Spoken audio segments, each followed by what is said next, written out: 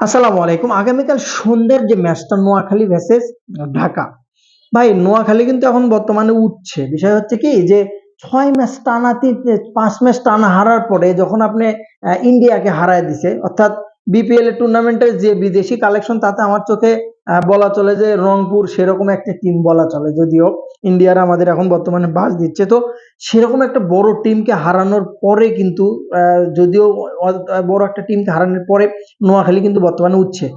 আসলে রংপুরের মতো টিমকে যদি নোয়াখালী হারাবে এটা কিন্তু কেউ কল্পনা করতে পারেনি। এটা নিয়ে নানান প্রশ্নও কিন্তু অলরেডি রয়ে গেছে। এটা নিয়ে কিন্তু বর্তমানে কিন্তু নানান কথা চলছেও। তো আসলে রংপুর কিন্তু শেষ মোমেন্টটা ধরে রাখতে পারেনি। শেষ যে মোমেন্টটা যেখানে খুশদিল বা মাহমুদুল্লাহ ব্যাটিং করে, এর আগেও ম্যাচগুলোতে দেখা গেছে দেখতে পারছি যে 18 বলে যখন 36 লাগে বা 18 বলে যখন 28 লাগে বা 30 লাগে, সে মুভমেন্টটা কিন্তু খুশদিল কিন্তু একটা ওভার বের করে নেয়, 18-19 রান করে ফেলে। বাট ওই মোমেন্টামটা কিন্তু ধরতে পারেনি, যার জন্য কিন্তু হেরেছে নোয়াখালীর কাছে। সো সেদিক থেকে নোয়াখালী কিন্তু একটু উঠছে, ভালো ফর্মে আছে। ঢাকার সবচেয়ে দুঃখ, ঢাকার দিকে আসতেছি একটু, নোয়াখালী কিন্তু শেষ করে নেই। মোহাম্মদ নাবি, মাঝ দেখাত নাবি আসার পরে ম্যাচটা মোটামুটি একটা ব্যালেন্স টিম হয়েছে নোয়াখালী। কিন্তু ম্যানেজমেন্ট এত জঘন্য, মানে নোয়াখালী ম্যানেজমেন্ট এতটাই জঘন্য। কোন প্লেয়ার কে প্রপারলি ইউজ করতে হবে, কোথায় কোন প্লেয়ারকে কিভাবে খেলাতে হবে, ম্যানেজমেন্ট এটা একদমই জানে না। এবং কোচ তো লাহাউলা কুয়াতা, কোচ মনে করেন মাইনাস।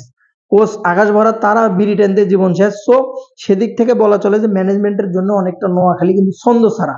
তা না হলে কিন্তু অতটা একবারে যে ফেলে দেওয়া বা এত বাজে টিম কিন্তু নোয়াখালী না, সত্যিকার অর্থে। তো অপরদিকে যদি এহসানুল্লাহ এবং হায়দার যথেষ্ট ভালো ব্যাকআপ দিচ্ছে, সৌম্য সরকারও ভালো ছন্দে ফিরছে। তো টোটালি আপনি দেখেন টিমটা যদি আপনি এখন বর্তমানে নোয়াখালীর দিকে তাকান, প্রথমের দিক থেকে প্রথম 6টা ব্যাটার নিয়ে বিপিএল খেলতে নামছিল এই নোয়াখালী। তো 6টা ব্যাটার নিয়ে তো নোয়াখালী যে কোনো টিমে আপনি খেলতে পারবেন না, বিপিএল স্বাভাবিক।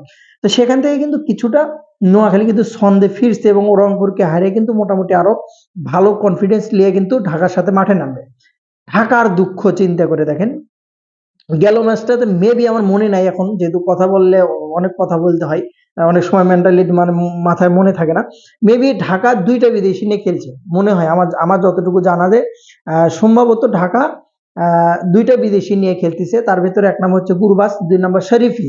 এর ভিতরে আমি কোনো বিদেশি পাই নাই গেল ম্যাচটাতে। চিন্তা করেন ঢাকার মতো একটা টিম, এত বড় একটা ফ্র্যাঞ্চাইজি, কত বড় ফাপড়বাজ আতিক সাহেব।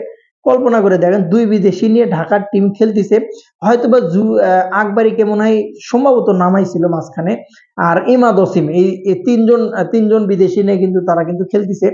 তো 3জন 4জন বিদেশির কোটাটা শেষ হচ্ছে না। তো ভাই ঢাকা একটা রাজধানী, এত ভালো একটা টিম, এত আগে ফাপড় দেওয়া, তো সেক্ষেত্রে এই কোয়ালিটির পারফরমেন্স সত্যি লজ্জাজনক। এখন যে বাকি যে কটা ম্যাচ আছে ঢাকার জন্য খুবই ইম্পর্টেন্ট। সো প্রত্যেকটা ম্যাচ কিন্তু জিততে হবে পয়েন্ট আকারে, 4 মেবি ঢাকার পয়েন্ট। তো সামনে যতগুলো ম্যাচ আছে প্রত্যেকটা ম্যাচ জেতা কিন্তু খুবই ইম্পর্টেন্ট ঢাকার জন্য, নয়তো কিন্তু সমস্যা হয়ে যাবে। কারণ আপনি ভাই চাপা দেখ মাঠে ক্রিকেট তো খেলতে হবে। ইমাদ ওয়াসিম যতটুকু ভাবে নিয়ে আসছিল, আমি তো ভাবছিলাম যে ফ্লপ হবে, এই পিচটাতে কিন্তু যথেষ্ট সহযোগিতা পাচ্ছে এবং ভালো কন্ডিশনে আছে এবং ভালো বোলিংও কিন্তু দিচ্ছে। যদিও ব্যাটিংটা আহামরি হচ্ছে না দুর্বন্ত।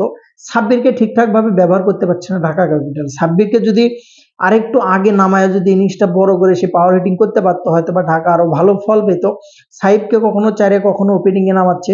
এবং যেহেতু আজকে আতিফ সাহেব একটা কথা বলেছে যে খুব দুঃখজনক, খুবই দুঃখজনক একটা কথা, যে একটা প্লেয়ার ঢাকার হয়ে যখন মাঠে নামে তখন ভয়ে থাকে যে সে জিরো মারলে তাকে না ধরে বসে। তো ভাই, তো চোর যাই, অর্থাৎ অফিসে যদি অডিট আসে যাই চুরি করছে, ওর মনে কিন্তু ভয় থাকবে। আমরা প্রফেশনালি জব করি, তো সেখানে কিন্তু অনেক মানুষ অডিট আসে, এর অডিট কি তোরে খায় ফেলাবে, উনি খায় ফেলাবে না তো। কারণ আপনি চুরি যদি না করেন, অডিটকে দেখে আপনার কোনো ভয় নেই।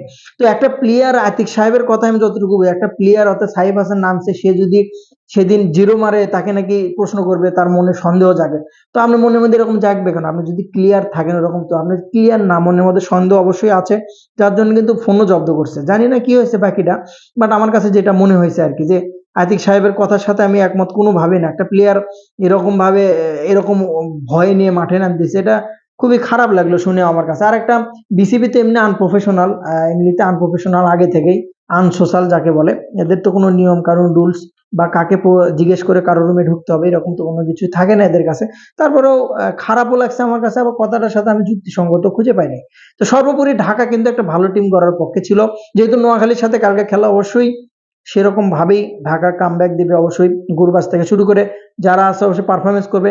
তাসকিন মানে রান মেশিন, ওটা মাইনাস না করলে চলে।